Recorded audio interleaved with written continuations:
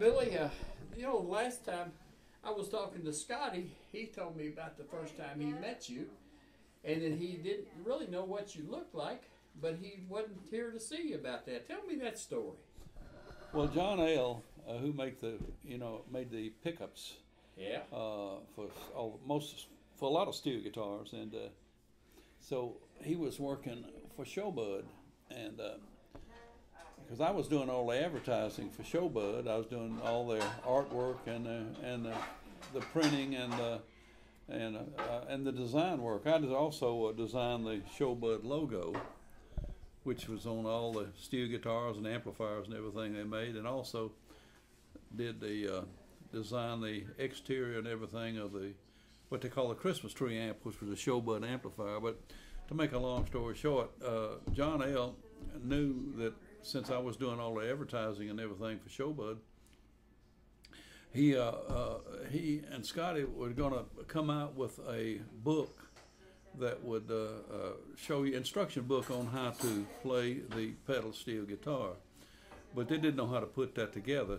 and so John L brought Scotty over to my house, because I knew how to put it together. I'd done all this printing and all that sort of thing, and I knew how to make the negatives and how to set the type and how to do all the artwork on it.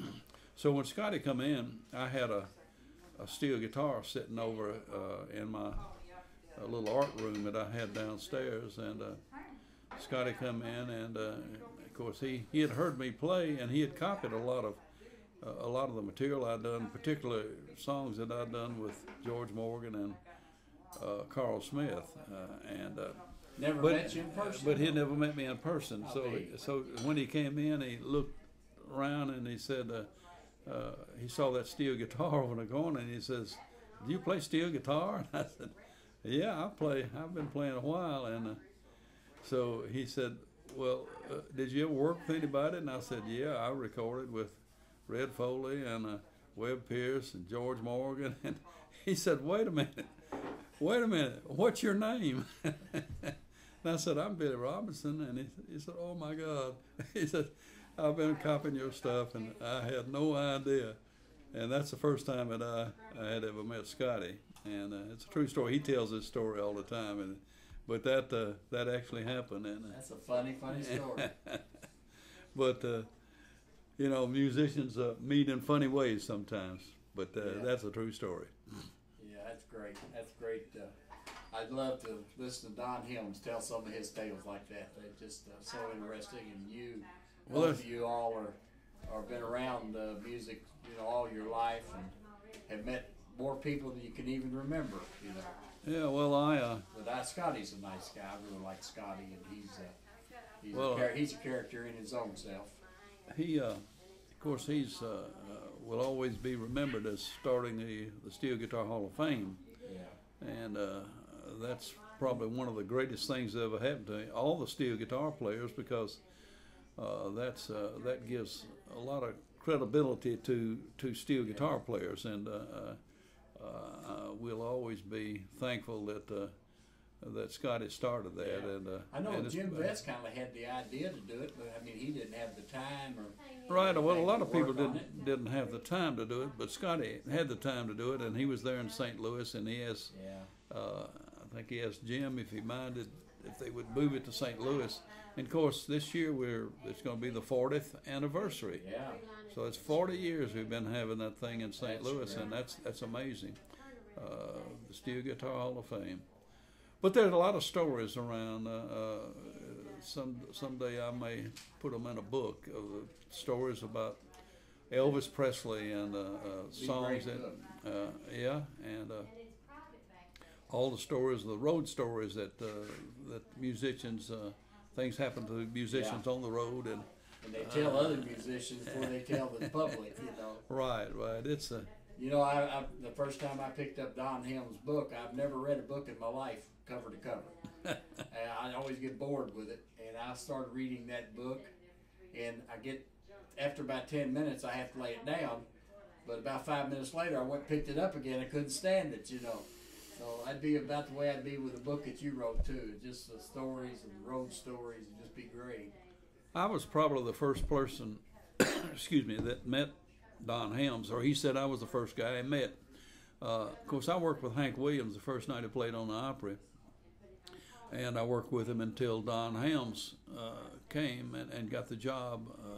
And Don, of course, worked with him and did all the recordings and everything with him. But I was fortunate enough to work with him on the Opry and work with him on some road shows. And I worked with him, went to Germany with the first trip that the Grand Ole Opry made to Germany in 1949.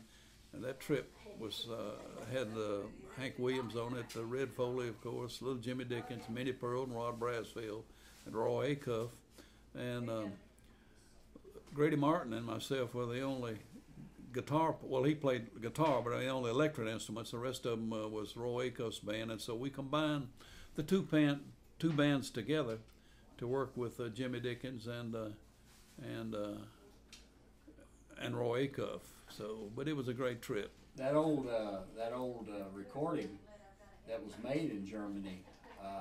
I know I heard Hank Williams turn and say, "Billy." Yeah. And you started playing. That had to make you feel funny. I know Don told the story one time about Bob Wills doing that to him. Yeah. And he said, "Oh Lord, thank you."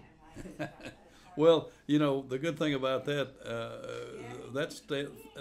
recording is still in existence. In fact, it's on my website, and I think that it's probably come out probably on some recordings that the Bear family has put out. I'm guessing. Yeah. So that thing is still in existence. That was done in 1949. That's a few years back. Yeah. We had some great times on that trip. I remember it well. I was 5 years old. Well, I was 19 years old when I went to Germany. When I was 18 actually when I got the job on WSM. The funny thing, the way I got that job was in 1948. The James Petrillo, who was the international president of the International Musicians Union, and he called a strike. And that meant that nobody in Nashville could do any recordings. So Jerry Byrd and Louis Ennis and Zeke Turner decided, since they couldn't make any recordings in Nashville, that they could get a better deal out of just playing fairs and dances and things like that, and also on the radio. And they all moved to Cincinnati, gave Red Foley a 2 weeks notice. Red Foley at that time, this was an NBC national coast-to-coast radio show, which at that time was the biggest radio show in the world for country music. That? It was Prince Albert Smoking Tobacco. And so Zeke Turner left and went with Jerry Byrd and Louis Ennis, and they all moved to Cincinnati, but they gave their 2 weeks notice. Before they left, Zeb Turner, who was Zeke's brother, had heard me play, and I had copied everything that Jerry Byrd had ever done, had ever recorded, and I could play pretty much the way that he played it. So Zeb Turner called me and said, "You want to try out for that job?" I said, "Yeah, I'm 18 years old, and this is the biggest radio program in the world for country music. Yeah. I'm talking about NBC Coast to Coast network show." So I tried out for it, and I met with the other musicians that were going to take the place of the ones who had just left. Was Ernie Newton, who worked with Les Paul Trio at one time, Grady Martin, Zeb Turner, and myself, and so we tried out for the Red Foley show, and Red Foley and the producer of the Prince Albert show listened to us play, and we played just like the band who had just left.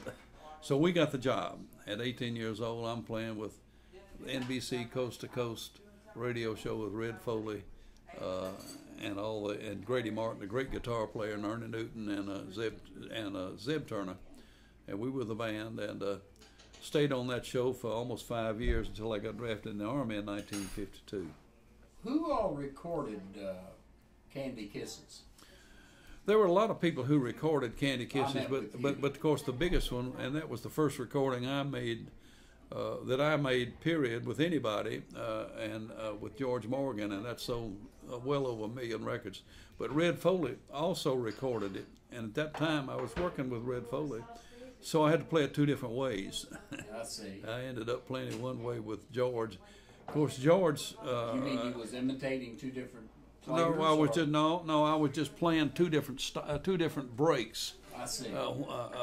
I didn't want to play the same thing I did with George Morgan. I didn't want to do the same thing I did with Red Foley. I want to make it different, so I just played it two different ways. And in other words, you can play one song 100 different ways if you want to, by changing a lot of different things. People call some of that playing between the words or something. Well, I don't know. It's just I mean, just the way you look at it. You can play, that you can improvise, is I guess what you're saying. Yeah. What I'm saying is I improvised it the second time to play it differently.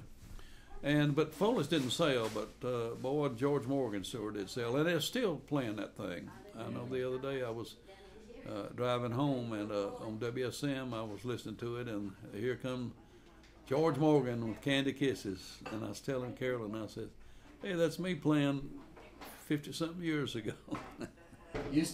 I ate breakfast with Don one morning at the Cracker Barrel, and I noticed he just stopped eating, and I thought, well, that's strange looking. And then it dawned on me that he was playing on the overhead PA system, and I said, now I know why you go to Cracker Barrel so much. Yeah, they play a lot of the songs that I was on also. I heard you in Cracker Barrel. Yeah. So they're still playing that. That's true country music. The stuff they did back in those days. Well, I know, like Don said, he is the rhyme being gone, and some of the melody is just not there, and I totally agree with that. Well, and it's too loud. Everybody wants to play so loud. The bigger the amplifier that you play through, that seems to be the better the musician is, but that shouldn't be the case. You just don't find the slow songs anymore. I mean, the songs that does rhyme and Well, another story that soothing music. Yeah, another story talking about the early days in Nashville. Of course, I grew up in Nashville. And when I was like 10 years old, my mother bought me a guitar. And what was your first guitar? It was a little. It wasn't a Martin guitar, but it had Martin School of Music on it because the guy who gave lessons. I had one lesson, and he had about 20 little kids in a room, and nobody knew how to tune the guitars, and he was trying to teach these 20 kids Hawaiian music. And so when I got home, my mother bought me a guitar, and I didn't know how to tune it or play it, but this was so bad with these 20 kids and they're all trying to play, and I went home and I told my mother, I said, I don't want to take any more lessons, and I started listening to the radio and finally figured out how to tune my guitar. And well, you figured you also had the ear for probably so. Probably so. Tune it too. Yeah, right. And of course, there's a lot of ways you can tune a Hawaiian guitar or a steel guitar. But so as time went on, I moved to a neighborhood and we formed a little band. And my brother also played, Floyd Robinson. And so he was our rhythm. He took up the rhythm guitar and the lead guitar, and I stayed with the steel guitar. And then a fellow that I went to.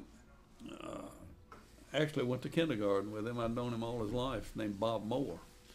Was our bass fiddle player, and a guy named Jerry Rivers was our fiddle player. The Jerry Rivers. The Jerry Rivers, right. And so we had a band, we called it that. We were playing at a place called the Eagles Club, and we didn't have a name for the band. We were like probably 13, 14, 15 years old, and so the guy who was the head of the Eagles Club said, why don't you just call them the Eagle Rangers? And we said, oh, okay.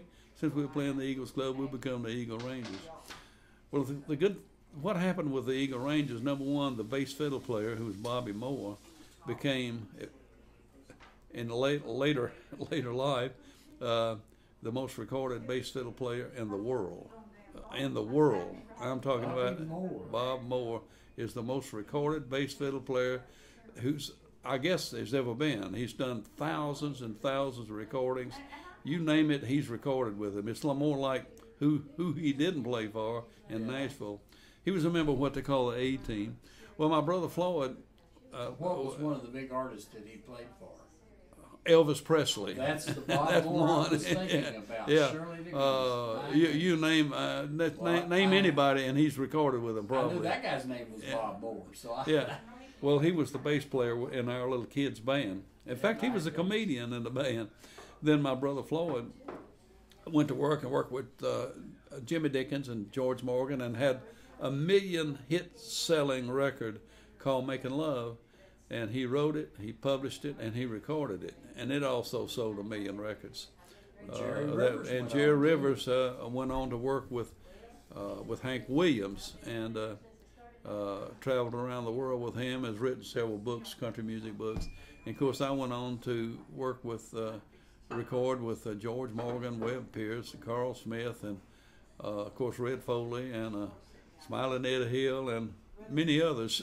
I bet the last thing in your mind when you was playing with the Eagle Rangers was all the things you was going to wind up doing in your life. Well, that's true. And then what kind of stopped everything was when I got drafted in the Army in 1952. And when I came out, I had the GI Bill. And I decided at that time I wouldn't go back into full-time playing music, but I'd go back to school and get into another area that I really love, and that's art. And I always wanted to be a fiction illustrator, which that's a person who paints and illustrates stories and things like that. They do the paintings and for the books, and then that led into advertising art, which I got into. But I never quit playing music. So I continued to play music at night and work spots on the Opry and different things like that, and continued with my schooling. And when I got out, I got into work as a technical illustrator, which I did. I designed parts books and things like that for the Sparrow 3 air-to-air missile for Raytheon. And was this something you really enjoyed? I didn't enjoy that as much as I did. And I always wanted to be, as I said, a fiction illustrator. But then one thing led to another, and I got in to the printing end and the graphic arts, and I ended up retiring from that. But never quit playing music. I've always played music. A lot of stories though with people that I knew, and had really a blessed life. Yes, and you've got a lovely wife to prove that. Yeah, we've got 3 kids, and I'm still picking. And her name is Carolyn. Yeah, she was. They're in there right now fixing our lunch. Yeah. So. She was also on The Price is Right one time with Bill. I don't know if you remember when Bill Cullen had it. Yeah. Yeah. Well, sure. Carolyn was.